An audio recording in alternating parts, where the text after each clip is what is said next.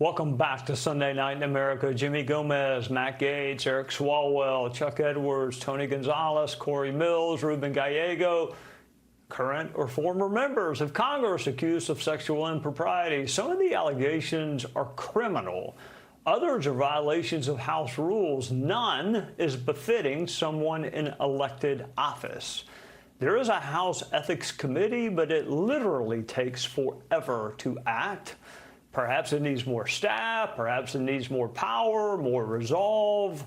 Most members of Congress act appropriately, but most is not enough.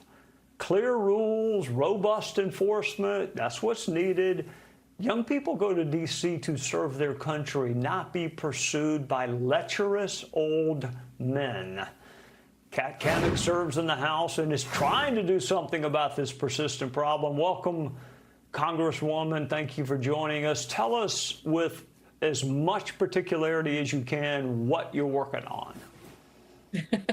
Well, Trey, I really appreciated your opening. And yes, I don't know of a single young person, male or female, who goes to Capitol Hill just to be hit on or worse, assaulted by their boss. And this is a reoccurring problem, which is why we have now had to form a working group, that being myself as chair of the Republican Women's Caucus and Teresa Ledger Fernandez as the chair of the Democratic Women's Caucus. We've come together to put together a reform package that is actually going to have teeth, because if it doesn't bite, then it really is not doing much except for rearranging the deck chairs on the Titanic in this regard.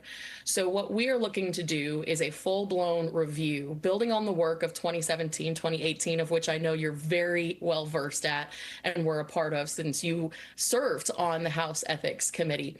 We need to start with basic awareness. Right now, there are 5 concrete steps that a staffer has to take in the case of an assault or harassment, and not a single staffer on Capitol Hill knows what those steps are. You also have a shot clock that occurs the minute that an incident takes place. You have 180 days to come forward, go through all of the different offices, there's no less than half a dozen, and file complaints, go through all of the required reporting. And that is, of course, after making the decision that you are going to choose to report and tank your career, because as we all know, the retaliation culture on Capitol Hill, it's very real. So we have to, one, streamline the reporting, streamline the awareness, and make it so that there is a one-stop shop for staffers who come forward, that they have the protections and they know exactly where to go. Second part is training.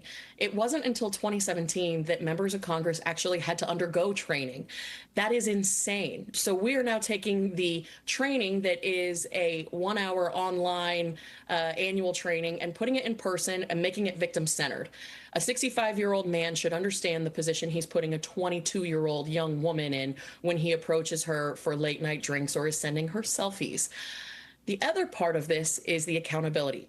Streamlining that process, because in your own words, the Ethics Committee, it moves at a glacier pace. It needs more resources, it needs more teeth, and we have to remember that accountability cannot begin and end with resignations. Eric Swalwell, Tony Gonzalez, Chuck Edwards, all these individuals are leaving office.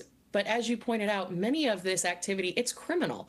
And so just because you resign from Congress doesn't mean that the investigation shouldn't follow you. It should be concluded, it should be made public, and if there are criminal activity that has been uncovered, it needs to be fully investigated and followed up and prosecuted by the full extent of the law. You know, Kat, nobody makes you run for Congress. Whatever the rules are, and they can be as arduous and tough as we want them to be, I would love to see a rule that members of Congress cannot be in sexual or romantic relationships with any staffer or employee of the House.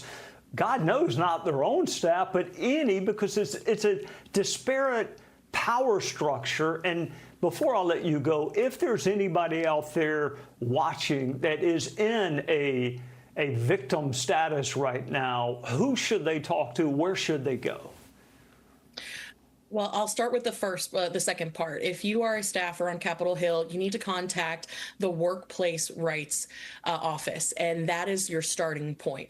The second thing I would say is it should extend the ban to all congressional staff on Capitol Hill, not just within your own office, because the power dynamic imbalance, it is real. And just because you're not harassing members of your own staff doesn't mean you have tremendous influence and power over the staff in the member's office across the hall.